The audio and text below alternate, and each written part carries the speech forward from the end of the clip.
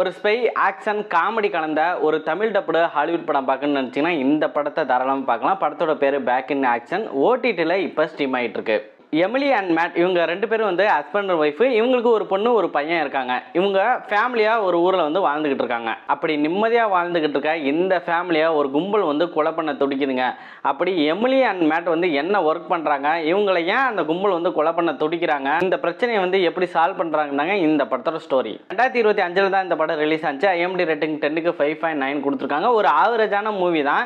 Mission impossible படம்னா பார்த்துட்டு இந்த ஸ்பை படம் பார்க்கறதுக்கு கொஞ்சம் ஆவரேஜாக தான் இருக்கும் உங்களுக்கு. படத்தோட அந்த ஃபர்ஸ்ட் ஃபைட் சீன் வந்து பார்க்கறது வந்து நல்லா இருந்துச்சு. அதுக்கு பண்ணப்பட்ட அந்த சிஜி ஒர்க்கு நல்லா இருந்துச்சு. செம்ம த்ரில்லிங்காகவும் இருந்துச்சு. அதுக்கப்புறம் படத்தில் கொஞ்சம் போர் அடிக்கிற சீன் தான் வரும். ஃபைட் சீன் வந்து ரொம்ப நல்லா மேக்கிங் பண்ணியிருந்தாங்க. காமெடி பார்த்தீங்கன்னா அவ்வளோவா ஒர்க் அவுட் ஆகலை. ஒரு சிம்பிளான ஸ்டோரி தான். ஜெமி ஃபாக்ஸும் கேமரூன் தான் இந்த ரெண்டு லீட் ரோல் வந்து பண்ணியிருக்காங்க.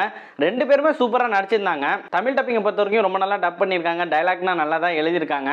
ஃபேமிலியோட இந்த படத்தை வந்து பார்க்கலாம். அடல்ட் கண்டென்ட் எதுவும் கிடையாது. ஒரு டீசென்ட் ஒரு ஆக்ஷன் மூவி தான். இந்த படத்தை வந்து எந்த ஓடிடியில் பார்க்கலாம்னு பார்த்தீங்கன்னா நெட்ஃப்ளிக்ஸில் இந்த படம் இப்போ வந்து ஸ்ட்ரீம் ஆகிட்டு இருக்கு. படத்தோட ட்ரெய்லர் பாருங்க. அதுக்கப்புறம் இந்த படத்தை போய் பாருங்க.